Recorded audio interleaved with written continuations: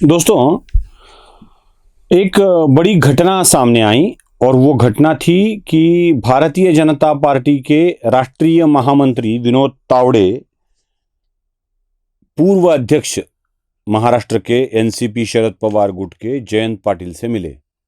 जयंत पाटिल और तावड़े के मिलने के फोटोज सामने आए, खबर भी आई और ये अटकलें लगाई जा रही है कि शायद एनसीपी शरद पवार गुट अब एनडीए के साथ आने वाला है। ये इसलिए कि अमित शाह इसी सत्र में, जो शुरू होगा अभी जुलाई के मध्य में, उसी सत्र में, वर्षाकालीन सत्र में, जो विधेयक परास्त हो गया था परिसीमन आयोग का, उस परिसीमन के विधेयक को, महिला आरक्षण विधेयक को फिर से सभागृह में लाएंगे और 2/3 बहुमत से उसे संपन्न कराया जाएगा।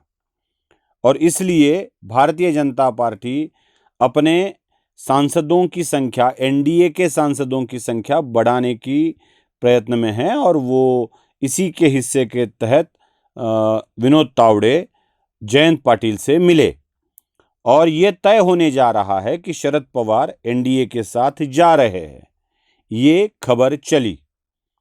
फिर महाराष्ट्र के मुख्यमंत्री देवेंद्र फडणवीस मीडिया के सामने आए और उन्होंने कहा कि अब कोई नया एनडीए में पक्ष सम्मिलित होने की संभावना महाराष्ट्र से अब लगभग समाप्त हो गई है।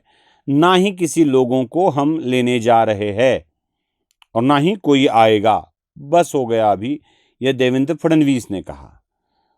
और इतनी खबरें चली, ना विनोद तावड़े ने सामने आकर इसका खंडन किया, न जयंत पाटिल ने खंडन किया, बस एक औपचारिकता थी मिलने की, यह बता दिया।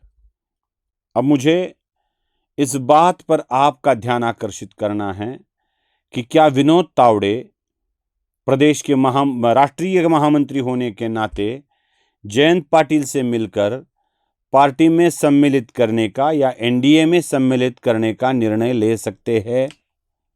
सबसे अहम बात, अगर ये मीडिया वाले अमित शाह को इस सारे प्रक्रिया का प्रमुख मानते हैं तो क्या अमित शाह यह बैठक किए बिना किसी और को बोलेंगे? क्या विनोद तावड़े जी के हाथ में इसके अधिकार है? क्या विनोद तावड़े शरद पवार की पार्टी को भारतीय जनता पार्टी में सम्मिलित करने के अधिकारी व्यक्ति है? ये सबसे पहले देखना होगा।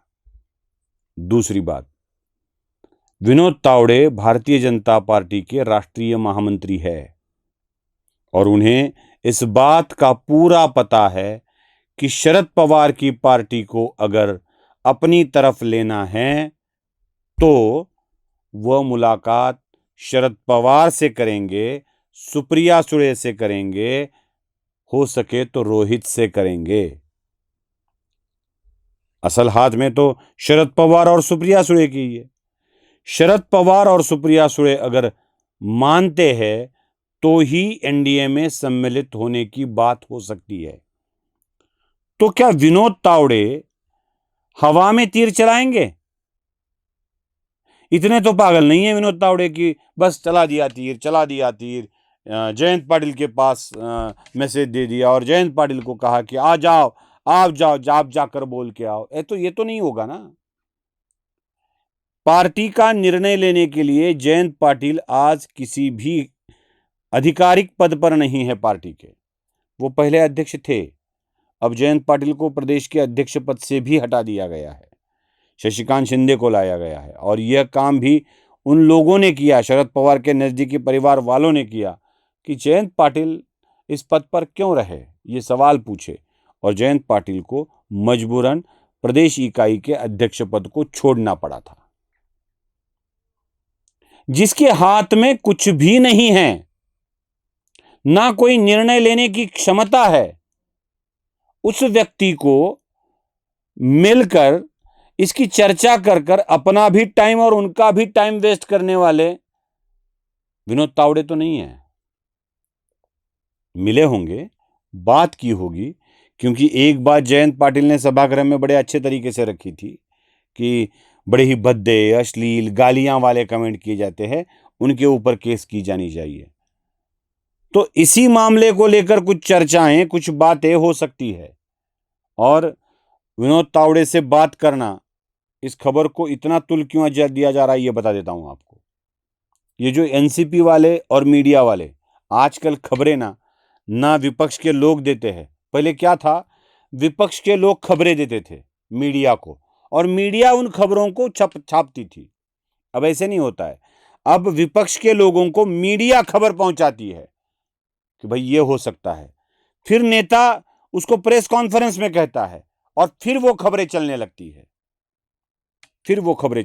है। अब क्या है, मीडिया ने एक खबर नेताओं को दे दी है कि भाई इस अफवाह को फैला दो।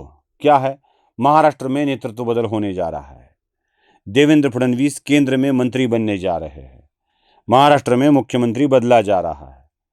यह खबर मीडिया ने नेताओं को दी और नेताओं ने इस खबर को चलाया।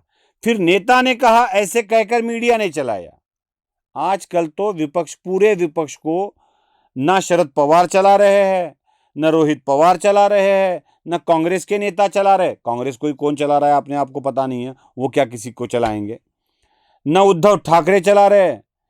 इस सरकार के विरोधी दलों को अब मीडिया चला रही है।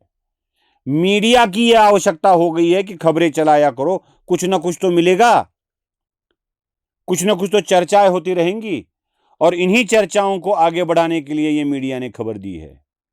और इसी खबर को पुख्ता करने के लिए विनोद तावड़े को हथियार बनाकर इस मीटिंग को एनडीए में शामिल होने की बात हो रही है एनसीपी की। ऐसे कोई भी घटक दल को शामिल नहीं किया जाएगा, यह बात देवेंद्र फडणवीस ने क्लियर कर दी है।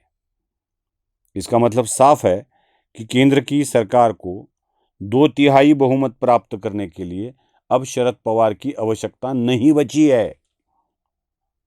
उनका पूरा हो चुका है। या मैं ठीक से सुनिए मेरे वाक्य को, 2/3 बहुमत प्राप्त करने के लिए शरद पवार के सम्मति की आवश्यकता नहीं बची है।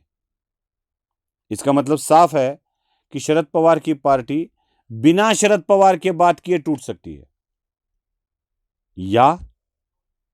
या तो ऐसे बहुमत की व्यवस्था हो गई है, अब शरद पवार की आवश्यकता ही नहीं बची है।